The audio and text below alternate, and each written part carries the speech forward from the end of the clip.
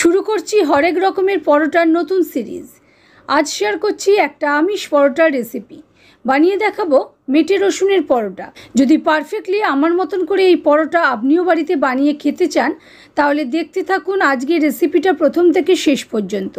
এর জন্য দেখুন প্রথমেই একটা গ্যাস প্যানের উপর তাওয়া বসিয়ে নিয়ে তাতে 1 টেবিল চামচ পরিমাণ রিফাইন সয়াবিন অয়েল ভালো করে গরম করে নিয়েছি। গ্যাসের ফ্লেমটা মিডিয়ামে রেখেছি।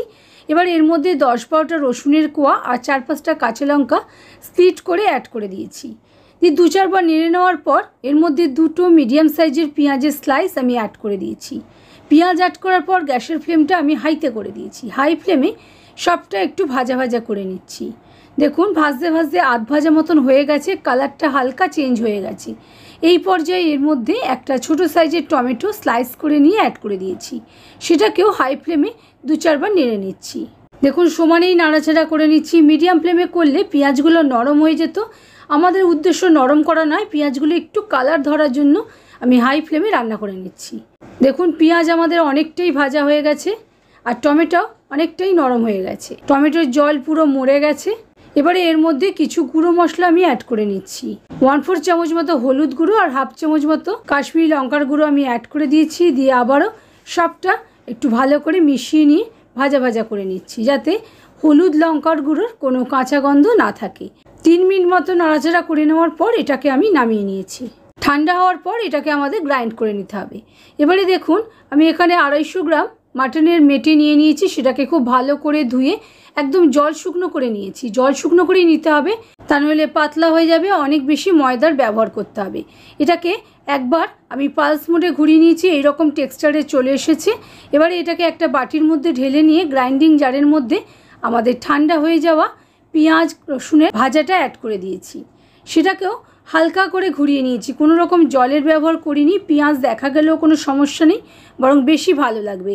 একটা মিডিয়াম সাইজের আলু গ্রেট করে নিয়ে অ্যাড করে নিচ্ছি। এটা সেদ্ধ আলু, আমি আগে থাকতেই সেদ্ধ করে রেখেছিলাম। এটাকে গ্রেট করে নিলাম। এবারে এর মধ্যে 12-14টা কিশমিশ কুচি করে আমি অ্যাড করে দিয়েছি। সঙ্গে 2 টেবিল চামচ পরিমাণ ড্রাই রোস্টেড চীনাবাদাম ক্রাশ করে অ্যাড করে দিয়েছি। 1 চামচ মতো চিলি ফ্লেক্স, 1 টেবিল চামচ পরিমাণ ড্রাই রোস্টেড কসুরি মেথি, 1/2 চামচ করে ড্রাই জিঞ্জার পাউডার আর ড্রাই রোস্টেড জিরে গুঁড়োও অ্যাড করে দিয়েছি। 1/4 চামচ গরম মশলা গুঁড়ো, 1/2 চামচ পরিমাণ নুন, 1 চামচ পরিমাণ তেলও আমি অ্যাড করে দিয়েছি। দিয়ে সবটা প্রথমে ভালো করে মিশিয়ে নিচ্ছি।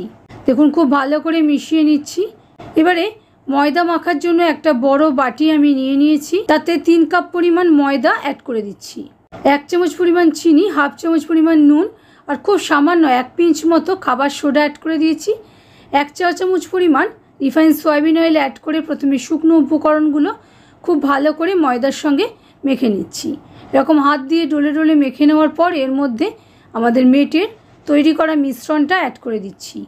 মেটে যেহেতু স্টিকি হবে সেই কারণে প্রথমে জলের ব্যবহার করার দরকার নেই, প্রয়োজন হলে পরে জল ব্যবহার করতে পারেন। 1 চামচ পরিমাণ আমি লেবুর রসও অ্যাড করে দিলাম। আপনারা চাইলে মেটেটা যখন ম্যারিনেট করবেন সেই সময় লেবুর রসটা অ্যাড করে দিতে পারেন। এবারে ভালো করে হাত দিয়ে চেপে চেপে মেখে নিচ্ছি। যদি জলের প্রয়োজন হয় জল দেবো, আর যদি ময়দার প্রয়োজন হয় তাহলে ময়দা দেবো। দেখুন আমার জলের কোনোই প্রয়োজন নেই। মেটেটা সেই জন্যই বলেছিলাম খুব শুকনো করে নিতে। এবারে অল্প অল্প করে আমি ময়দা অ্যাড করে নিচ্ছি। দিয়ে একটা সফট ডো আমি মেখে নেব। যেহেতু মেটে ভীষণই স্টিকি সেই জন্য এটা খুব হাতে আটকে আসবে। একটুখানি করে করে ময়দা নিয়ে নিয়ে এটাকে মেখে নিতে হবে। দেখুন আমার মাখা হয়ে গেছে। এবারে এটাকে ঢাকা দিয়ে 15 মিনিটের জন্য রেস্টে রেখে দিচ্ছি। 15 মিনিট হয়ে গেছে। হাতে আবারও হালকা করে ময়দা মেখে নিয়ে ডোটাকে মেখে নেব। দেখুন এটা আরও খানিকটা নরম হয়ে গেছে। আবারও একটু ময়দা ডাস্ট করে আমি ডোটা তৈরি করে নিচ্ছি। এই ডোয়ের জন্য সবসময় একটু বেশি করে ময়দা নিতে হবে, তা নইলে কিন্তু এটাকে এরকমভাবে লেচি কাটতে পারবেন না, হাতের মধ্যে আটকে আসবে। ভালো করে স্মুথ করে নিচ্ছি। আমরা যেরকম পরোটার লেচি বানাই সেই রকমই বানালাম। একইভাবে বাকি লেচিগুলো আমি তৈরি করে নিয়েছি। এবারে চাকার মধ্যে অল্প ময়দা ডাস্ট করে আমি একটা লেচি নিয়ে নিচ্ছি। লেচিটা প্রথমে ভালো করে ময়দাতে মাখিয়ে নেব, তা নইলে চাকার গায়ে আবার আটকে যেতে পারে। যেহেতু মেটে দিয়ে তৈরি সেই কারণে এরকমভাবে করতে হবে।